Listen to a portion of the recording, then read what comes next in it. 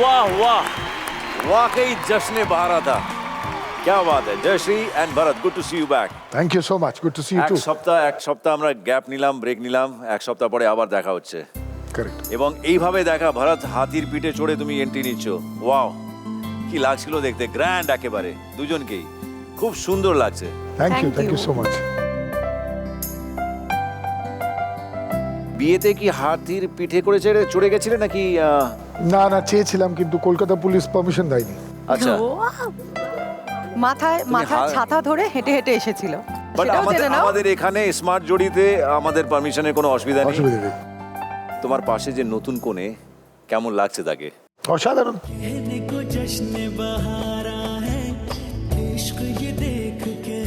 সেটা নতুন জয়শ্রীকে পাচ্ছি আমার মনে হচ্ছে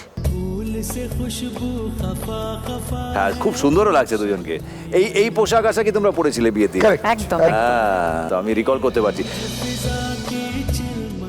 তুমি কাশ্মীরি পণ্ডিত ও বাঙালি এই ক্রস কালচার ম্যারেজটা কোন কালচারে বিয়ে হবে কোন রিচুয়ালস ফলো করা হবে এই জিনিসগুলো কোথায় থেকে কিভাবে আমি বলি এগুলো আর কি হ্যাঁ প্রাথমিকভাবে যখন ও আর আমি সিদ্ধান্ত নিলাম যে আমরা বিয়ে করব পুরো Kashmiri ritual my cook had come from Kashmir so it was wazwan বলি আমরা বেসিকলি আর আমাদের যেরকম এখানে গায়ে হলুদ হয় ওটাকে দেবগণ বলে ওখানে আচ্ছা So all the paramparas and all the rituals were followed in Kashmiri system.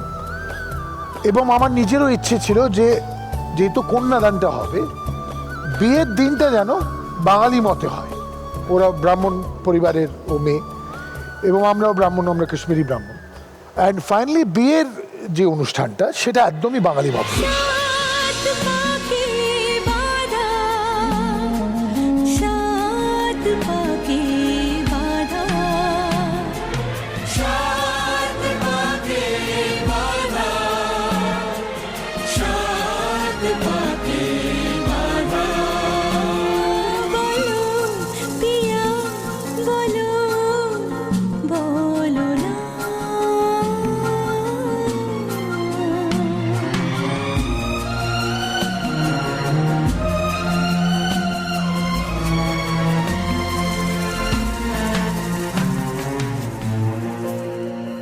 হ্যাঁ এবার আমার একটা প্রশ্ন জানতে ইচ্ছে করছে যে বিয়ের প্রস্তাবটা প্রথমে কে নিয়ে গেছিল আমি তুমি নিয়ে গেছিলে আমি। তারপরে যখন তুমি শুনলে জয়শ্রী যে হ্যাঁ আমার ভারতকে বিয়ে করার একটা প্রস্তাব আছে এবং নিশ্চয়ই ভালো লাগা কোনো না কোনো জায়গায় শুরু হয়েছিল এই সমস্ত জানার পরে কিভাবে দেখেছো এই জিনিসটাকে প্রথম তো যখন একসাথে আমরা কাজ করি যখন ও বুঝতে পেরেছিল যে আমি একটু একটু রাজি আছি ও আমাকে অনেক দিন ধরে ইনসিস্ট করতো বাড়িতে চল মা বাবার কাছে নিয়ে যাব তো আমি না কিছুতেই ওর বাড়ি যেতে চাইতাম না যে না আমি যাব না যতদিন পেরেছি আমি অ্যাভয়েড করেছি তারপরে যখন গেলাম ওর মায়ের সাথে কথা বললাম ওর বাবা ভীষণ ভালো মানুষ ছিলেন আর কি এখন উনি নেই তারপরে আস্তে আস্তে ওর দিদিরা এলো দিদিদের সাথে যোগাযোগ হলো কথাবার্তা হলো তারপরে দেখলাম না সবকিছু ঠিকই আছে আরেকটা মজার কথা বলি আমি ওর বাড়ি গেছি রোববারের দিন দমদম গেছি এবার বাড়িতে গিয়ে বসেছি ওরা চা ফা যেরকম হয় আর কি চা ফা দিয়েছে সব থেকে আগে ওর মায়ের একটা স্টেটমেন্ট আমার মনে পড়ে বলে আমার তো ছোটবেলা থেকে আমি আপনার সিনেমা দেখি তাহলে আপনারও ছোটবেলা থেকে আপনি সিনেমা দেখেন আমার জায়গায় চলে গেছি আচ্ছা মা বলছে হ্যাঁ ওর মা বলেছে তো ওর মার খুব ভালো লাগতো আচ্ছা বিয়ের দিন কেমন মনে হয়েছিল বিয়ের দিন আমাদের বিয়েটা না সেইভাবে হয়নি জানো তো মানে বাঙালি আমি বলতে দাও সেইভাবে হয়নি মানে আইবুড়ো ভাত গায়ে হলুদ তারপরে বাসর ঘর মানে যেটা হয় দধি মঙ্গল সেইভাবে হয়নি তার কারণ হচ্ছে না বাসর ঘরটা হয়েছিল আর বাসর ঘরে তো আমি কিছু বুঝতেই পারিনি আমার এখনো মনে আছে সব কাশ্মীরিতে কথা বলছিল আমি কিছুই বুঝতে পারিনি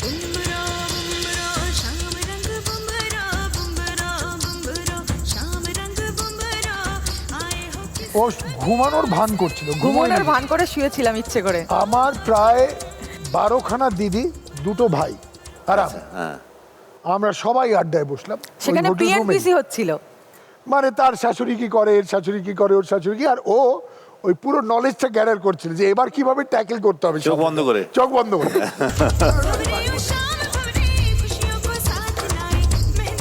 কারণ আমি মাঝে মধ্যে প্রথম রাত তো আমি তো বারবার করে উকি মারে যে ও দেখি এরকম করে শুনে না কোথায় দেখে নিলে যদি বেশি কথা বলতে হয় খুব লজ্জা পেত ওরে, যে এই যে কথা বলতে হবে ওই ভয়ে ও এমন করছে যেন এত টায়ার্ড যে আর কোনো ব্যাপারই না। অ্যান্ড গান ফানও গেছিলে সেদিন বাসর রাতের দিন?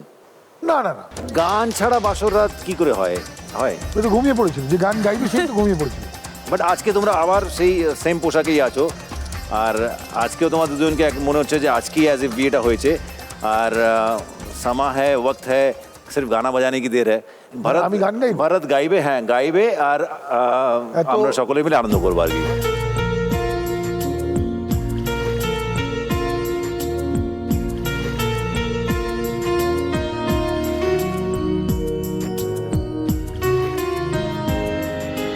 একটু লাইটস পাইছে, একটু বাসর রাত যখন একটু লাইটসটা মুড ওইভাবেই সেট করো প্লিজ।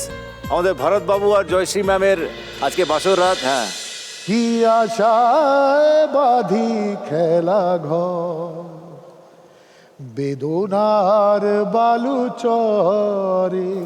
क्या बात है, কি আশায় জোরে হাততালি হোক, আস্তে আস্তে, তালে তালে।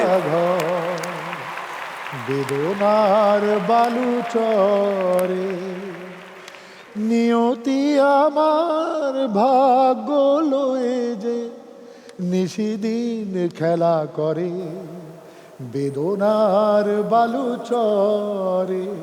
क्या बात, জোরে হাততালি না ভারতের জন্য, क्या बात।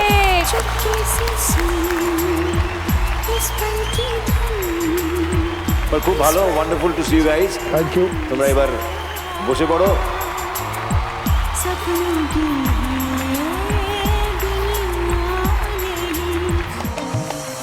স্মার্ট জড়িতে আপনাদের আরেকবার স্বাগত। আমাদের এই উইকটা চলছে ম্যারেজ স্পেশাল উইক।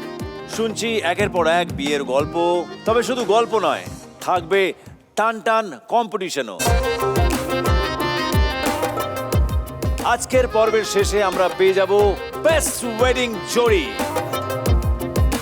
কিভাবে পাবো, কিভাবে ডিসাইড করব কে হবে, সমস্ত জিনিসগুলো ক্রমশ প্রকাশ্য।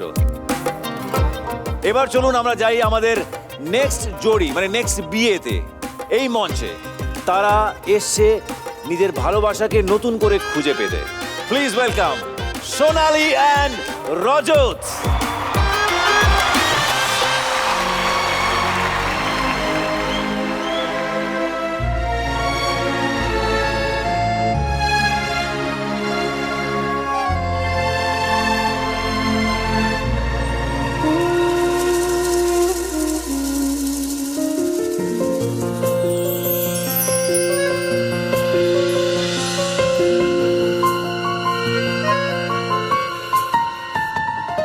বলো পিয়া বলো, বলো না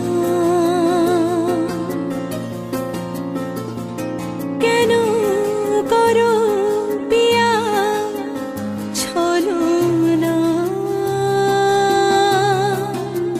মনে মনে দুজনে হৃদয়ের বাঁধনে, পিয়া তুমি আমার সাত পাকে বাঁধা, সাত পাকে বাঁধা।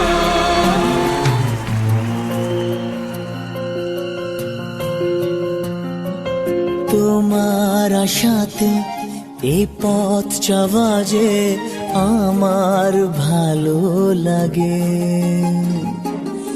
এত আলো আর এত খুশি যে আমি দেখিনি আগে। হাত বাড়ালে সামনে তুমি, এর বেশি চাই না আমার। বলো পিয়া বলো, বলো না কেন করো পিয়া ছলো না, মনে মনে দুজনে হৃদয়ের বাঁধনে, পিয়া তুমি আমার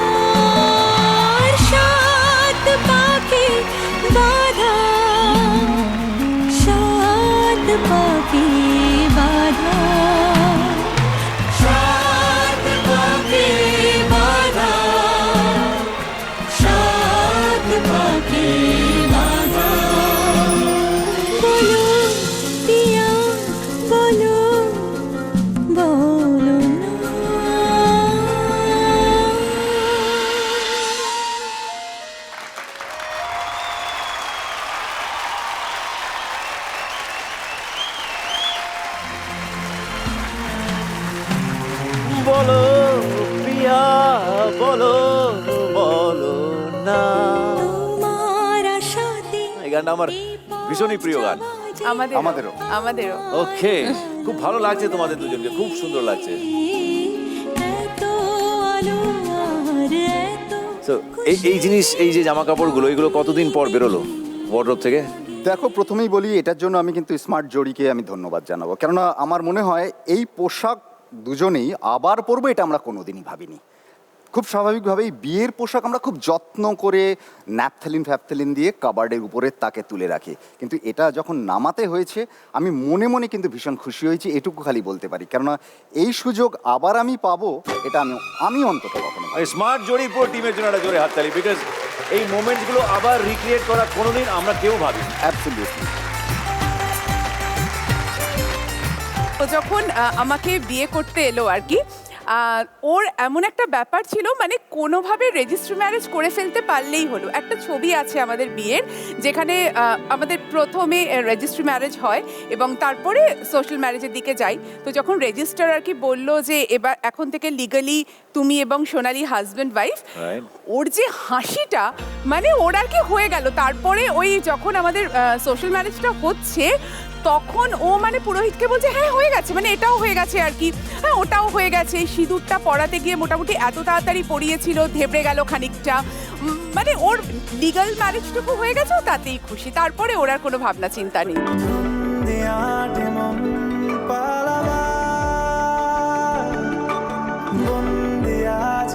আমার কাছে লিগ্যাল ম্যারেজ হয়ে যাওয়াটা, সই হয়ে যাওয়াটাই মানে চিরকালের মতো বন্ধন। আরো অনেক কিছু বলেছে। আমি বললাম যে দেখো বিয়ের যে এই স্টেপসগুলো, এগুলো আমার নিজের খুব পছন্দ। মানে এই যে ধরো অধিবাস, গায়ে হলুদ, এই যে ছোট ছোট স্টেপসগুলো হয়, এগুলো আমার খুব পছন্দ। আর আমি জানি না, আমি বোধহয় আমার নিজের ভালো লাগে বলেই আমি এতবার বিয়ে করেছি সিনেমা সিরিয়ালে, মানে আমার সে শখ, তাতেও মানে আমি এমনি সাজতেও খুব ভালোবাসি। তো রিলে এতবার বিয়ে করেছো, যখন রিয়েলে বিয়ে করছিলে আর রজত যখন প্রথমবার তোমায় সিঁদুর পড়াচ্ছে, সেটা কতটা আলাদা ছিল রিলের থেকে?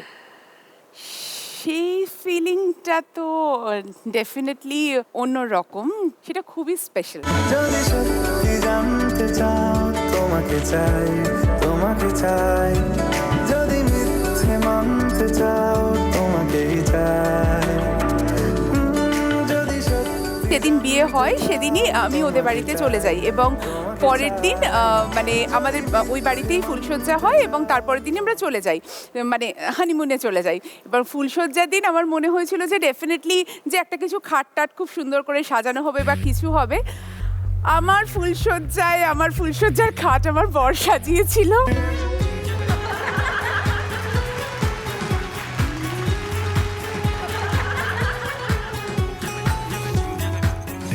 এটা তো প্রমাণ করে, কোনো কিছুতে এটা- কাউকে ইনভলভ করেনি। এটা প্রমাণ আমাকে করে বউকে আমি কতটা ভালোবাসি।